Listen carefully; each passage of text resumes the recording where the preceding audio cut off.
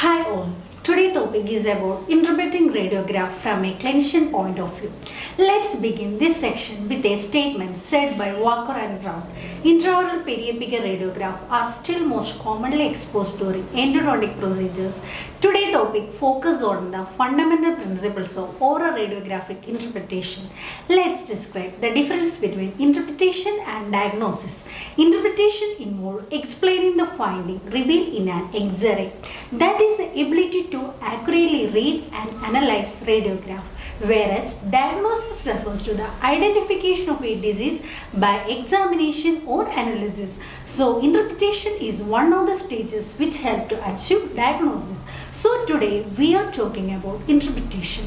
What are the essential pre-requirements for a good interpretation of a radiograph? First, optimum viewing condition. The condition that our viewing radiograph is very important. We needed radiograph with good quality, good contrast and minimum distortion. Second, knowledge of appearance of normal anatomical landmarks. We have to differentiate between mental foramen from a pathological condition. Only knowing the normal anatomy we can able to differentiate. Third, knowledge of what the radiograph should look like. How to know how a periapical radiograph and bite-wing radiograph should look like and which one will give enough information which I needed. Fourth, knowledge of radiographic appearance of pathological condition. Can you recognize your anmini? You all wonder what is the relationship between radiographic interpretation and anmini. It is a method of radiographic interpretation. The anmini approach was explained by analogy.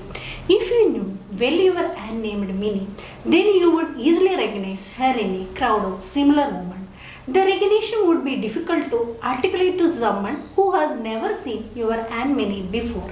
Similarly, an experienced radiologist may immediately recognize a constellation of imaging finding as a characteristic of particular diagnosis, often unexpected or uncommon.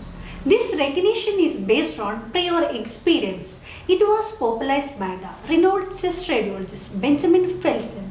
Described the pattern recognition that is pathognomic of a disease. It is impossible to recognize abnormality without first being familiar with the normality and its variant. What is a good IOPA? IOPA should show pi mm of periapex. When we interpret a radiograph, divide the teeth into crown, root portion and structures beyond root. Start from outer portion and travel inside. What is important in each radiograph? Teeth, periodontium, periodontal ligament. The most calcified structures appears more radiopaque. So enamel is most radiopaque. Next, dentin. Dentin is slightly less radiopaque than enamel. Pulp is a soft tissue and it appears as radiolucent. Pedial appears as radiolucent space between the tooth root and lamina dura. The periodontal ligament is radiolucent related to adjacent structures because it is principally made up of non-mineralized collagen. The lamina dura is a thin radiopaque thimble of dense bone that form the tooth socket. Its radiopacity depends upon the thickness of lamina dura through which the X-ray beam passes. It is a periapical radiograph of maxillary central incisor. The nasal septum is a bony vertical band-like midline structures that divide the nasal cavity into right and left chambers. Nasal septum is a radiopaque landmark visible on maxillary incisors. Next is nasal fossa. Nasal fossa appears as vertically oblong radiolucent structures bounded by bone. Next, anterior nasal spine is most frequently demonstrated on periapical radiograph of maxillary central incisors. It is located in the midline. It lies approximately 1.5 to 2 cm above the alveolar crest, overlaying the suture and at a level corresponding to the apical or middle third of the root of the central incisor is an area of radiolucency, the incisive foramen.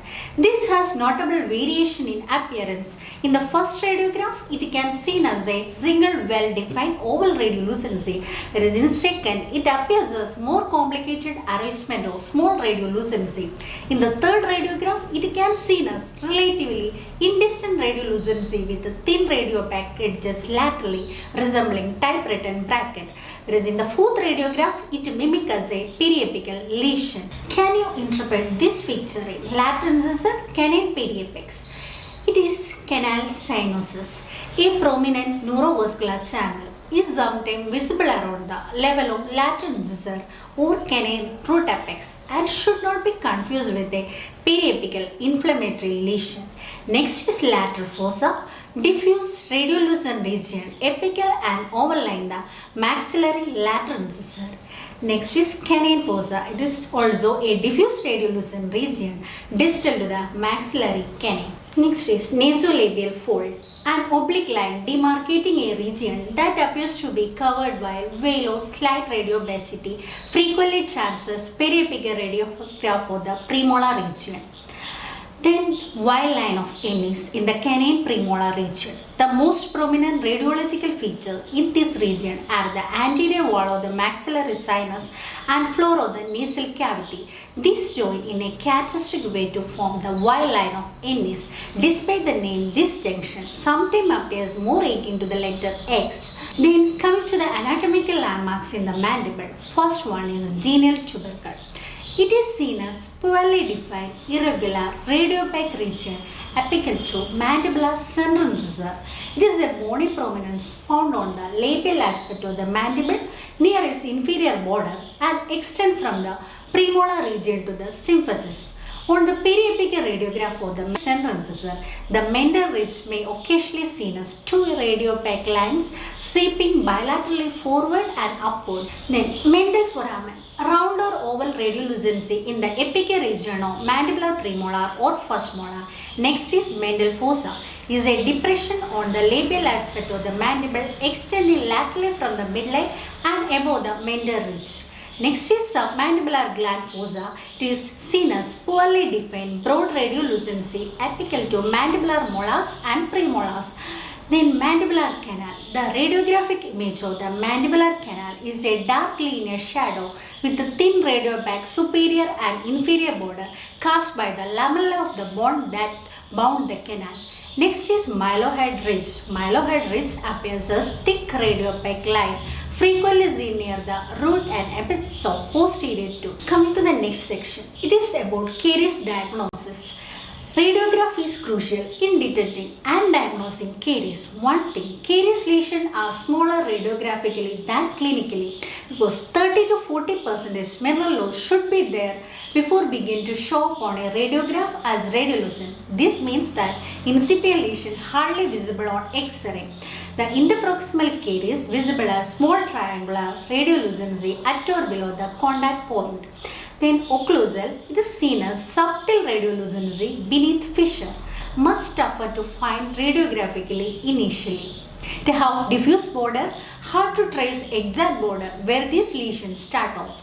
Next is buccal or lingual pit caries. These are circular. These are much easier to locate clinically. Such lesions are generally more localized and have sharper margin than occlusal caries. Then coming to recurrent or secondary caries, they are under gingival to already existing restoration. Biping can hide it. It is the one case more than biping, periapical radiograph able to locate the caries. The identification of secondary caries hampered by the presence of radiolucent, restorative and base material. Next, root caries. Seen as hemispherical at or below the cemento-enamel junction and it have diffuse rounded borders. The main confounding factors in radiological diagnosis is cervical burnout. How to differentiate it from cervical burnout? Differentiation from root surface caries require careful viewing with the magnifications. First thing in mind, position of the radiolucent lesion. Cervical burnout usually locate closer to the alveolar crest. In contrast, caries is located closer to the contact area. Next point, cervical burnout appear as a band-shaped radiolucency, whereas caries appears as irregular radiolucency. Cervical burnout, well-demarcated border. In contrast, caries have diffuse borders. In cervical burnout, knife-edge shaped enamel is intact.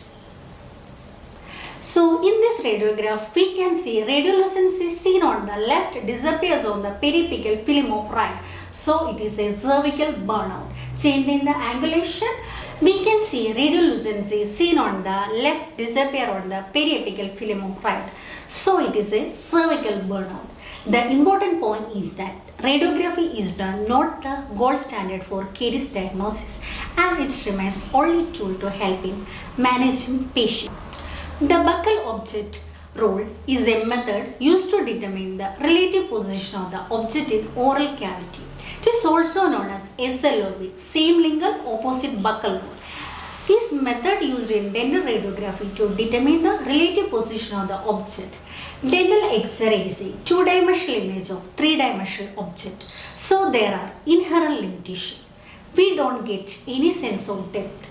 If you take two images of the same path at slightly different angle, you can give a sense of depth. Best way to visualize this rule: place the dominant hand in front of your face. Hold the fingers like this. This is the index finger and this is the middle finger. Now rotate the hand, index finger and middle finger align with one another. Index finger completely blocking the middle finger from the field. Keep one eye closed, move your head slightly to the right. You can see your middle finger peeking out behind from your index finger. That is, middle finger moves along with you to the right. Same thing happens. When you move left, the middle finger appears to move left in the direction of your head. As you move X-ray tube head in one direction, the object further away from tube head, that is lingual, move in the same direction of tube head. The lingual object moves in the same direction, whereas the buccal object moves in the opposite direction. Next is parallax. Parallax in radiology refers to the apparent shift in the position of structures in an image caused by the angle from which image is acquired. It is important in interpreting radiograph as overlapping structures can appear to be in different locations, which may lead to misdiagnosis. Parallax can affect the assessment of lesion or foreign body, making it critical for radiologists to recognize and account for this phenomenon to ensure accurate interpretation. In first image, periapical radiograph showing periapical radiolucency related to maxillary central incisor. The change in the horizontal angulation reveal an overlap of the incisive foramen over the root of the incisors. In the third X-ray, a breakpoint was evident after changing the horizontal angulation and two separate canals were detected. Coming to the conclusion, the power of radiology lies in its ability to reveal what is hidden, to eliminate the unseen, and to provide answers when all seems unknown. Okay, that is for today. Have a good day.